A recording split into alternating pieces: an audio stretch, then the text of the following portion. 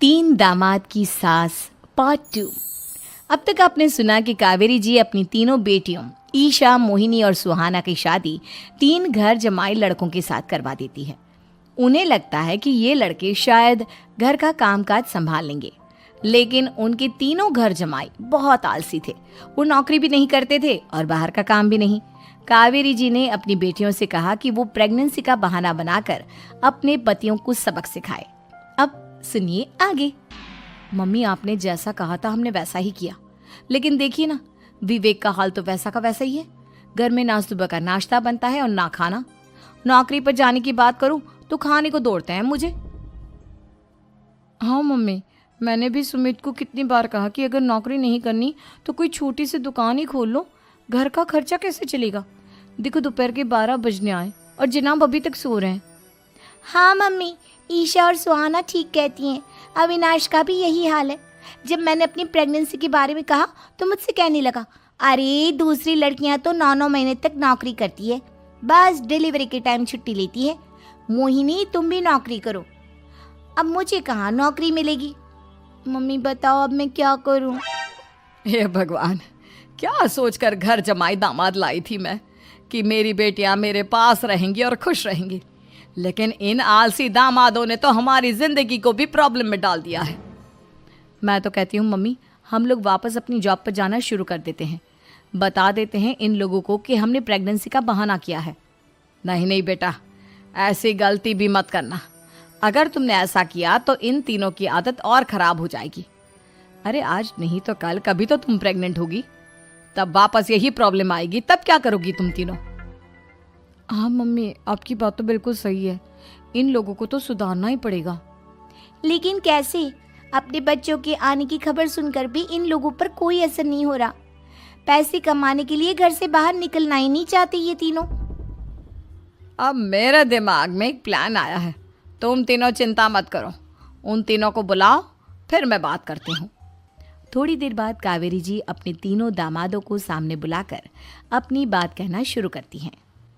अविनाश, सुमित और विवेक, देखो बेटा, मैं ना तुम तीनों से बड़ा प्यार करती हूँ, इसीलिए तो तुम्हें घर जमाई बना कर रखा है मैंने। अरे मम्मी जी, सीधे सीधे कहिए ना, क्या बात है। प्यार तो हम भी आपको बहुत करते हैं। अरे मम्मी जी, आपकी इज्जत भी बहुत करते हैं। अरे भाई, आपके जैसी सास और कमाने वाली बीवी सबको मिलती है क्या? हाँ मम्मी, विवेक और सुमित ठीक कह रहे हैं। आपकी बेटी से शादी करके मेरी तो ज़िंदगी ही अच्छी हो गई है। जानती हूँ मैं, और ये भी जानती हूँ कि तुम तीनों अपने अपनी बीवियों से बहुत प्यार करते हो। बेटा, बात ऐसी है कि हमारे कुल गुरु ने कहा है कि प्रेग्नेंट होने के बाद मेरी तीनों बेटियां शुरू के 4 महीने हमारे गांव में जाकर रहेगी, जहां मेरे चाचा जी रहते हैं। अरे लेकिन क्यों मम्मी, गांव में जाकर रहने की क्या ज़रूरत है इन तीनों को। वो क्या है ना बेटा, हमारे परिवार को एक श्राप है। अगर मेरी बेटियों ने यहाँ पर बच्चा पैदा करने की कोशिश की तो उनके बच्चों को कुछ भी हो सकता है। इसलिए अब से लेकर 4 महीने पूरे होने तक इन्हें गांव वाले घर में रहना पड़ेगा। हाँ तो इसमें प्रॉब्लम क्या है मम्मी जी? हम भी वहाँ जाकर रहेंगे, पिकनिक मनाएंगे। अरे भाई, बीवी जहाँ हम भी वहाँ। हाँ यार, आइडिया तो बहुत अच्छा है। शहर की ज़िंदगी में रह रहकर परेशान हो चुके हैं, अब कुछ दिन गांव में बिताएंगे। तुम लोग समझने की कोशिश क्यों नहीं करते। तुम में से कोई भी वहाँ नहीं जा सकता, और मैं यहाँ रहूँगी ना तुम तीनों के साथ। 4 महीने की तो बात है, उसके बाद ये तीनों ही लौट कर आ जाएंगी। ठीक है मम्मी जी, अब हमारे बच्चों का सवाल है तो ये तो करना ही पड़ेगा। कावेरी अपनी तीनों बेटियों को कुछ दिन के लिए घर से बाहर कहीं दूसरे शहर में रहने के लिए भेज देती है। कुछ दिनों के बाद, अरे मम्मी जी, बहुत दिन से पिज्ज़ा नहीं खाया, मंगवाइए ना। क्या बताऊं बेटा, पहले तो बेटियां खर्चा दे देती थी क्योंकि उनकी नौकरी थी, लेकिन अब तो मेरे पास पैसे ही नहीं बचे। थोड़े बहुत पैसे हैं जो बच्चों की डिलीवरी में काम आएंगे। लेकिन मम्मी जी, आपकी बेटियों को वापस आने में तो अभी बहुत वक्त बाकी है। वही सोच सोच कर परेशान हो रही हूँ। सोच रही हूँ कल से दूध भी बंद करवा देती हूँ। अब दूध वाले को देने के लिए पैसे भी तो नहीं है ना। अरे नहीं नहीं मम्मी जी, अगर दूध भी बंद करवा दोगी तो मुझे चाय कहाँ से मिलेगी, और चाय के बिना मैं तो मर ही जाऊंगा। क्या करूं बेटा, इसके अलावा हमारे पास कोई ऑप्शन नहीं है, मेरे पास पैसे ही नहीं बचे।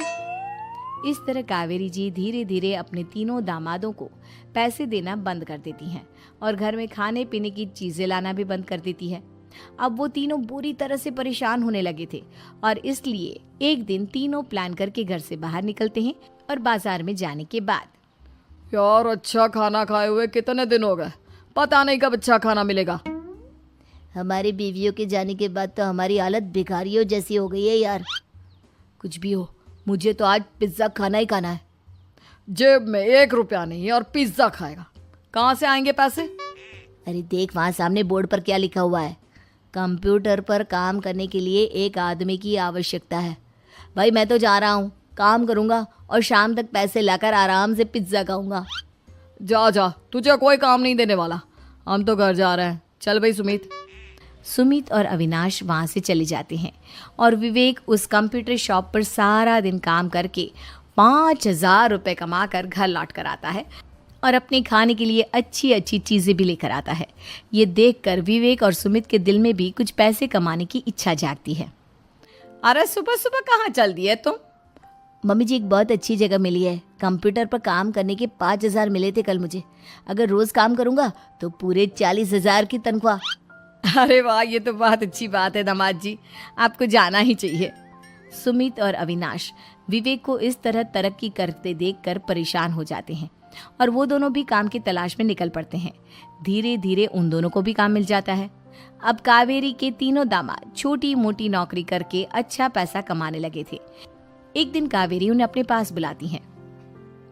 अरे वाह, विवेक 40,000 कमा लेता है, अविनाश 60,000 और सुमित तुम भी 40,000 के आसपास कमा ही लेते हो। कुल मिलाकर तुम अच्छे खासे पैसे कमा रहे हो बेटा। हाँ मम्मी जी, बहुत मज़ा आता है जब महीने के एंड में मोटी रकम हाथ में आती है। पूछिए मत मम्मी जी, घर में रहकर रोटी बना बना कर और तो जैसा महसूस होने लगा था मुझे तो। हाँ बेटा, तुम तीनों की बात तो बिल्कुल ठीक है और जानते हो अब तुम तीनों की पत्नियां भी वापस लौट कर आने वाली है। लेकिन मम्मी जी अभी तो उन्हें गए सिर्फ 2 महीने हुए हैं, आपने तो कहा था वो 4 महीने के बाद लौट कर आएंगी। ऐसा कुछ नहीं है बेटा, मैं सिर्फ तुम तीनों को सबक सिखाना चाहती थी कि आदमी घर में बैठकर बीवी की कमाई खाता हुआ अच्छा नहीं लगता। इस दुनिया में हर इंसान को मेहनत करनी चाहिए, काम करना चाहिए, चाहे वो औरत हो या आदमी, ताकि अपने परिवार को संभाल सके। कावेरी की बात सुनकर उन तीनों को अपनी गलती का एहसास होता है और कावेरी उन्हें